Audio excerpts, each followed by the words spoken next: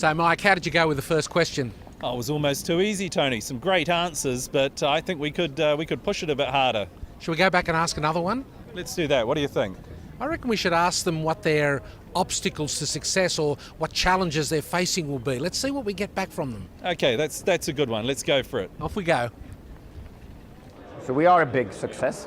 The obstacle to continue to be a big success is how to take on the growth, to hire the right people, to develop the right features, and to take on geographical expansion. So basically grow Asia Pac and US efficiently is very important for us. That's the key challenge that I work a lot with my salespeople with. Our major challenge is really bringing our customers with us, so helping them understand how they need to transform, how they need to look at the world in a different way, because the world has completely changed in the last few years.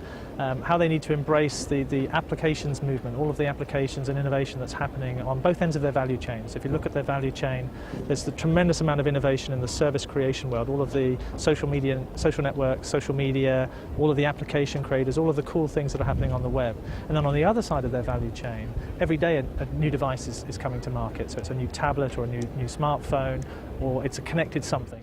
The major obstacle in this business is to get the right key person within the train operators. That means today train operators are focusing on their business. That means to run a train within a time.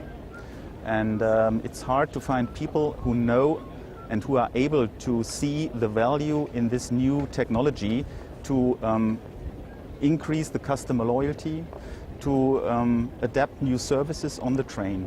And there it's necessary to have aligned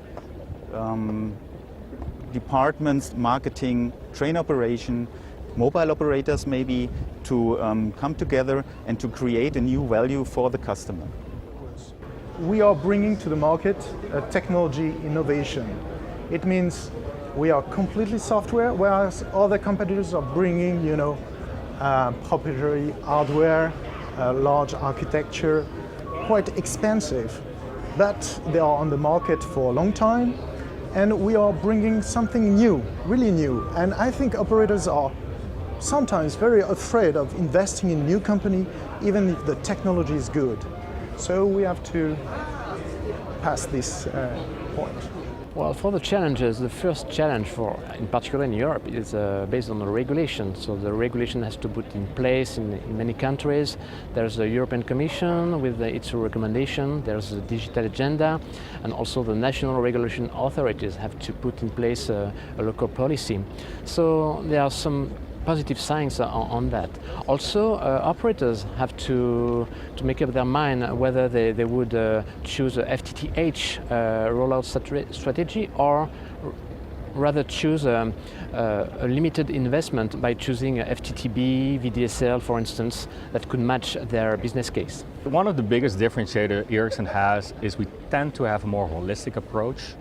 And part of the reason why we can do it is that we have this, Ericsson has the largest service organization, but that gives us actually a very deep insight in operators' problems. So typically the way we approach it, we actually work with the carriers and we create so-called total value of ownership tools, where I say, hey, if you introduce this particular service, then we can monetize that.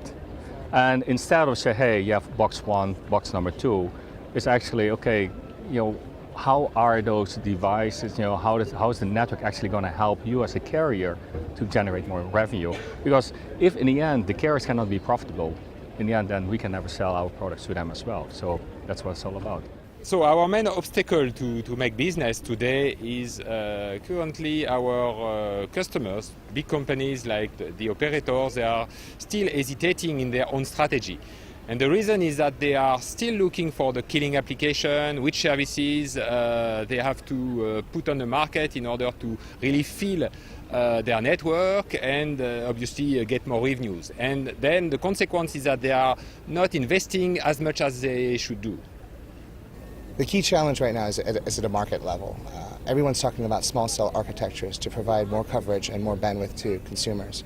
The problem is small cells are here today. We don't have to wait for a long-term evolution to make an appearance of small cells on the market. So it's a time-to-market issue. How quickly can we provide bandwidth to those cell sites to provide ubiquitous coverage? And that is a time-to-market issue where operators need to make decisions now in order to meet the demands of the future.